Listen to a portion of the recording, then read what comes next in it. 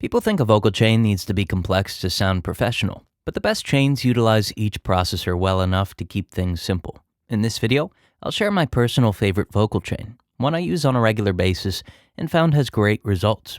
Whether you're looking for additional options for your chain or you need to build something from the ground up, this step-by-step walkthrough will help you improve your vocal production. With that said, let's cover my favorite vocal chain detailed step by step. First, here's a level matched before and after.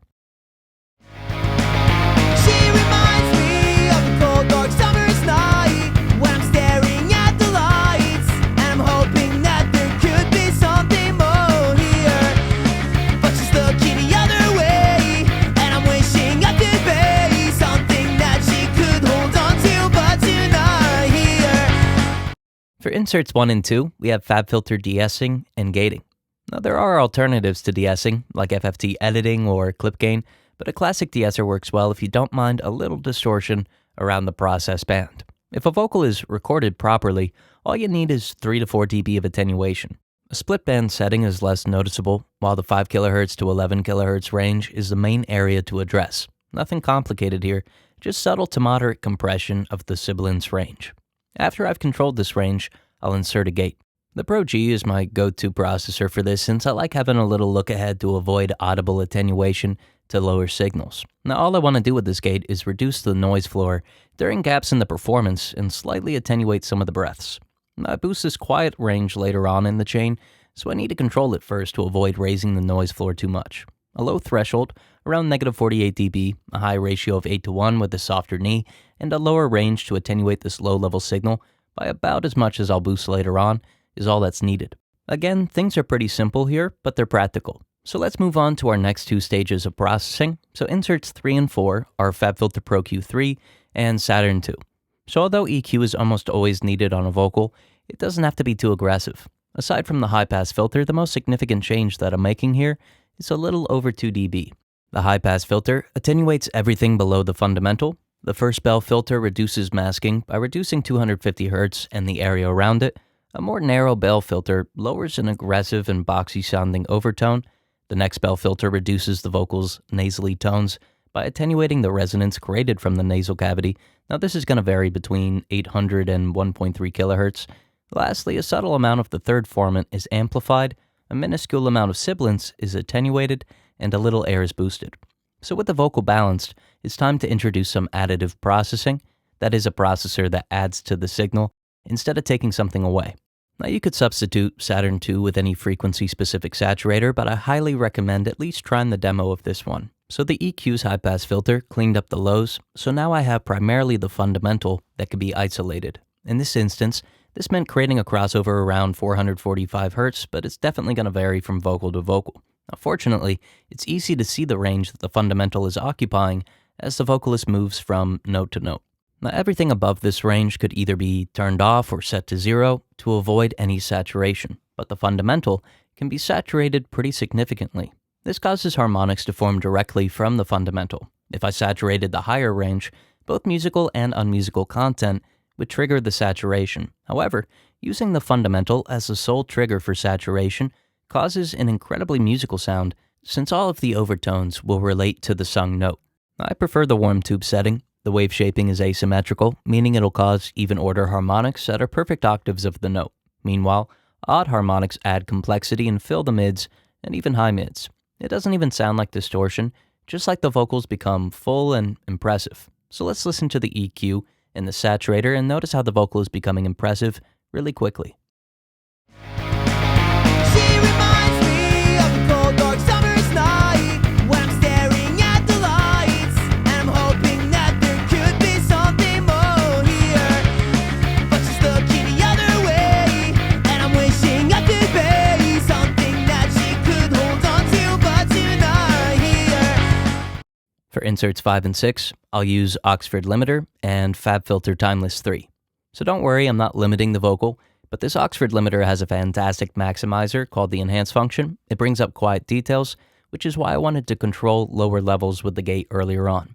It's subtle, and it doesn't introduce any strange artifacts or unwanted alterations to the dynamics, just amplification of quieter details. Now, between this maximization and the saturation that I used earlier, The vocal is compressed enough. I can avoid peak down attenuation, which in my opinion is the most challenging to have sound the way that you want it to. So many variables affect a compressor's sound that getting a consistent sound is difficult unless you overcompress. Instead, this combination works incredibly well, it's simple, and it's much more consistent. Next up, let's add some variation to the timing. So Timeless 3 has a great starting point for vocal thickening called 200 millisecond magic. With the preset selected, I'd recommend reducing the instability and attenuating high frequencies from the internal sidechain filter. A little drive and lo-fi help the delay taps blend in with the mid frequencies, causing a thick vocal without easily discernible independent taps. Then blend it in to a low level. A little bit goes a long way. So let's listen to these two inserts and notice how the performance becomes consistent and even fuller than before.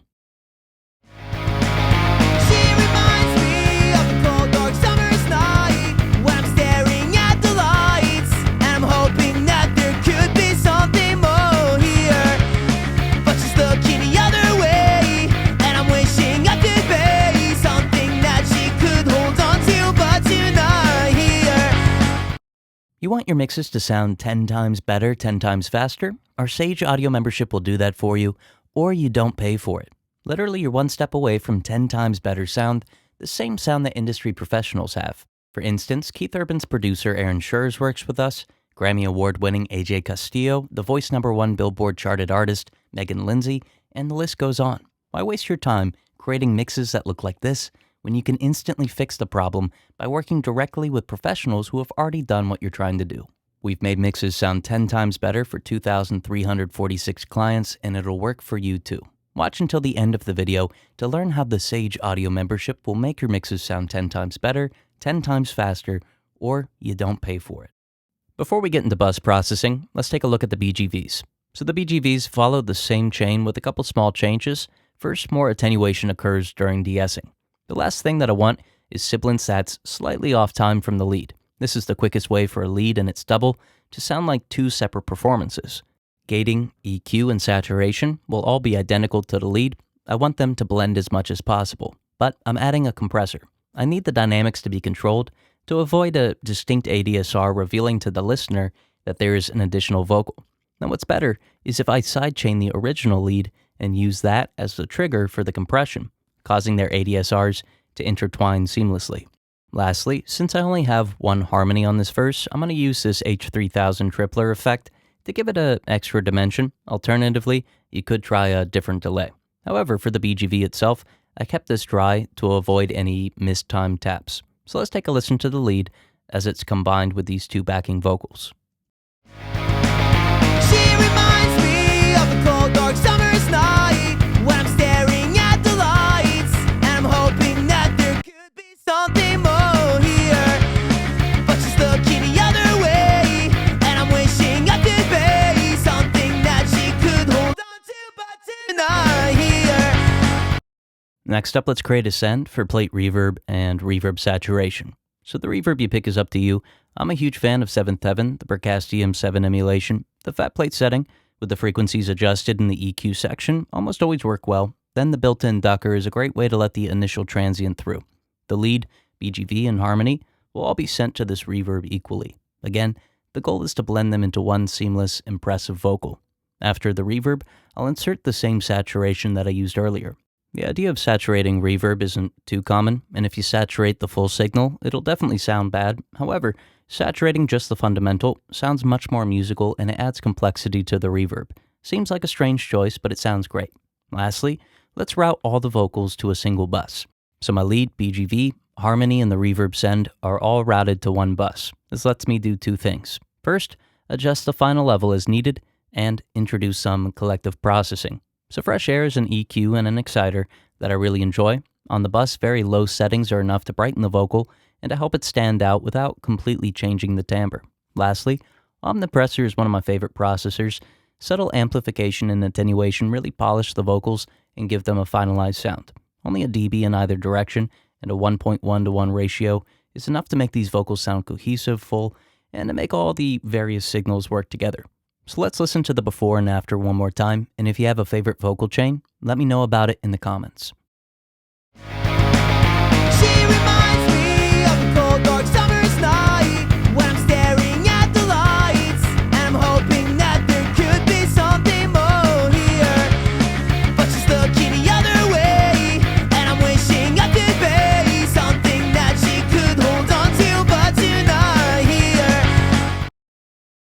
You want your mixes to sound 10 times better, 10 times faster? Our Sage Audio membership will do that for you, or you don't pay for it.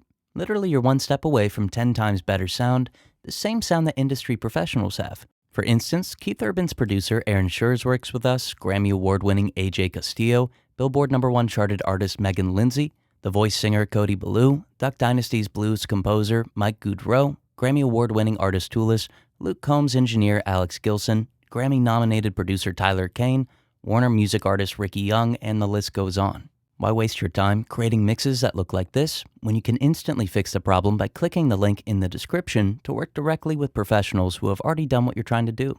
Stop making amateur mixes right now and avoid the pain of playing your new mix to friends and seeing the polite look on their faces, knowing they think the mix sounds amateur. All you need to do is click the link in the description, and that's it.